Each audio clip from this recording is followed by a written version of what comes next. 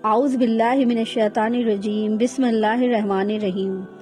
آخر حضرت جویریہ نے حضور صلی اللہ علیہ وسلم سے نکاح سے پہلے کیا خواب دیکھا؟ حضور صلی اللہ علیہ وسلم کی نبوت کے اعلان سے 2 سال پہلے عرب کے مشہور سردار اور آگے چل کر حضور صلی اللہ علیہ وسلم کے بننے والے سسر حارث بن ابی ذرار کے گھر ایک بیٹی کی پیدائش ہوئی جس کا نام برہ رکھا گیا، اور آگے چل کر انہی کا نام حضرت جویریہ پڑا کہ جن کی قسمت میں حضور صلی اللہ علیہ وسلم کی بیوی بننا لکھا تھا۔ اللہ تعالیٰ نے حضرت جویریہ کو بے حد خوبصورتی عطا فرمائی تھی، جو بھی انہیں دیکھتا حیران رہ جاتا۔ حضرت جویریہ بچپن ہی سے اپنے ماں باپ کی بہت لاڈلی تھی۔ وہ جو چیز بھی مانگ لیتی ان کے والد ان کے لیے حاضر کر دیتے۔ دھیرے دھیرے حضرت جویریہ جوانی کی عمر کو پہنچی تو ان کے والد کو اپنی بیٹی کی شادی کی فکر ہونے لگی۔ حضرت جویریہ کے لیے رشتے تو بہت آتے تھے، لیکن والد کی خواہش تھی کہ میں خود بھی سردار ہوں تو میری بچی کی شادی بھی کسی سردار گھرانے میں ہی ہونی چاہیے۔ انہی دنوں ایک روز جب حضرت جویریہ کے والد حارث اپنی بیوی کے ساتھ بیٹھے اپنی لڑکی جویریہ کی شادی کی باتیں کر رہے تھے تو اسی وقت ان کے قبیلے کا سردار صفوان آ گیا اور اس نے حارث سے ان کی بیٹی جویریہ کا رشتہ اپنے لڑکے مصافے کے ساتھ مانگ لیا۔ حضرت جویریہ کے والد اس پیشکش پر بہت خوش ہوئے اور انہوں نے فوراً یہ رشتہ قبول کر لیا، اور پھر جلد ہی حضرت جویریہ اور مصافے کی شادی ہو گئی۔ کچھ دنوں تک تو یہ دونوں بہت خوش ہو کر زندگی گزارتے رہے، مگر ایک رات اچانک حضرت جویریہ نے خواب دیکھا کہ کعبہ کی طرف سے چاند نکلا اور وہ چلتا ہوا ان کے قریب آیا اور پھر ان کی گود میں اتر گیا۔ حضرت جویریہ نے جیسے ہی یہ خواب دیکھا تو گھبرا کر اٹھ بیٹھی اور سوچنے لگی کہ آخر اس خواب کا مطلب کیا ہے۔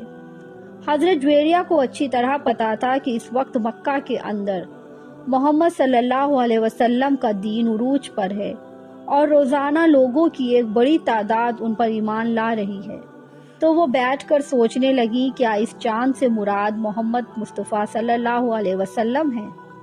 یہ خیال آتے ہی حضرت جویریہ نے اگلے ہی پل خود کو جھٹکا دیا اور کہنے لگیں کہ ارے نہیں، ایسا ہرگز نہیں ہو سکتا، کیونکہ میرا شوہر اور میرے باپ تو محمد صلی اللہ علیہ وسلم کے سب سے بڑے دشمن ہیں۔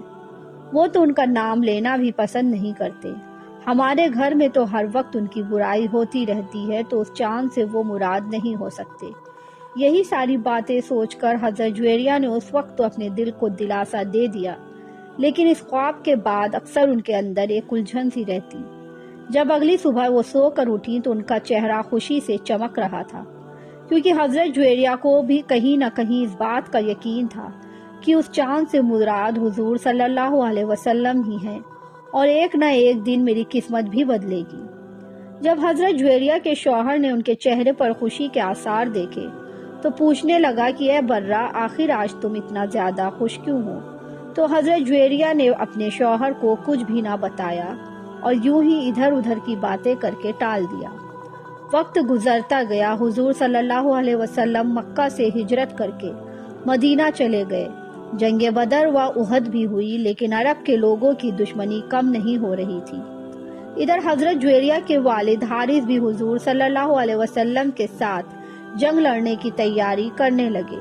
وہ کوشش میں تھے کہ مسلمانوں کو دھوکہ دے کر چپکے سے اچانک ان پر حملہ کر دے، لیکن حضور صلی اللہ علیہ وسلم کو اس بات کی خبر ہو گئی۔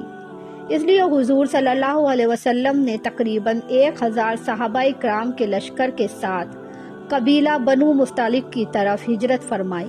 اس سفر میں حضور صلی اللہ علیہ وسلم کے ساتھ حضرت عائشہ رضی اللہ تعالی عنہا اور حضرت ام سلمہ بھی تھی۔ ادھر جیسے ہی حضرت جویریہ کے والد حارث کو یہ خبر ملی کہ حضور صلی اللہ علیہ وسلم اپنے صحابہ کرام کی ایک بڑی تعداد کے ساتھ ہمارے قبیلے پر حملہ کرنے آ رہے ہیں، تو وہ ڈر کر قبیلے سے بھاگ گئے، لیکن قبیلے کے کچھ لوگ ابھی بھی ضد پر اڑے تھے کہ وہ کچھ بھی ہو مسلمانوں کے ساتھ جنگ ضرور کریں گے۔ آخر جب صحابہ کرام کا لشکر اس قبیلے میں پہنچا تو ان لوگوں نے پہاڑوں میں چھپ کر صحابہ کرام پر تیر برسانے شروع کر دیے۔ کچھ دیر تو صحابہ کرام ادھر ادھر بکھرے، لیکن پھر سبھی نے یکجٹ ہو کر ان پر ایسا حملہ کیا کہ اس قبیلے کی جڑیں اکھاڑ کر رکھ دی۔ آخر یہ قبیلہ صحابہ کرام کے سامنے کمزور پڑ گیا اور اپنی ہار مان لی۔ اسی جنگ میں حضرت جویریہ کے شوہر مصافے بھی مارے گئے اور حضرت جویریہ بیوہ ہو گئیں۔ جنگ کے بعد صحابہ کرام نے اس قبیلے کے بہت سے مردوں و عورتوں کو اپنا غلام بنا لیا۔ جیسا کہ اس زمانے کا یہ رواج تھا، انہی غلام بننے والی عورتوں میں حضرت جویریہ بھی تھی، جو مال غنیمت کی تقسیم کے بعد مشہور صحابی حضرت ثابت بن قیس کے حصے میں آئیں۔ حضرت جویریہ نے ان صحابی سے کہا کہ کیا آپ مجھ سے کچھ رقم لے کر آزاد کر سکتے ہیں؟ تو حضرت ثابت نے جواب دیا کہ ہاں، مجھے منظور ہے، لیکن اس کے بدلے میں 9 اقیہ سونا لوں گا۔ اس زمانے میں سونے کے سکے چلا کرتے تھے، تو حضرت ثابت نے 9 اقیہ مطلب 9 سونے کے سکے حضرت جویریہ سے مانگے تھے۔ تو اب بیچاری حضرت جویریہ کے پاس روپیہ پیسہ تو نہیں تھا، وہ ان سونے کے سکوں کا انتظام کہاں سے کرتی؟ اس لیے وہ بہت زیادہ پریشان ہوئی، انہیں اپنے آزاد ہونے کا کوئی راستہ نظر نہیں آ رہا تھا۔ دوسری طرف جیسے ہی حضرت جویریہ کے والد کو خبر ہوئی کہ میری پیاری بچی جویریہ کو مسلمانوں نے قید کر کے باندی بنا لیا ہے، تو وہ دوڑتے ہوئے حضور صلی اللہ علیہ وسلم کی خدمت میں پہنچے اور کہنے لگے کہ اے نیک انسان، میں اپنے قبیلے کا سردار ہوں، میری بیٹی بہت اونچے خاندان کی ہے، ہم یہ بات گوارا نہیں کر سکتے کہ میری بیٹی کو باندی بنا کر رکھا جائے، اس لیے آپ جو بھی قیمت مانگے وہ میں دینے کو تیار ہوں، بس آپ میری بیٹی کو آزاد کر دیں۔ آپ صلی اللہ علیہ وسلم نے فرمایا کہ معاملہ میں تمہاری بیٹی جویریہ پر ہی ڈالتا ہوں، اگر وہ تمہارے ساتھ آزاد ہو کر جانا چاہے تو میں بغیر کسی قیمت اسے جانے کی اجازت دیتا ہوں، لیکن اگر وہ مدینہ میں ہی رہنا چاہے تو میں اس کے آپ کے ساتھ جانے پر کوئی زور زبردستی نہیں کروں گا۔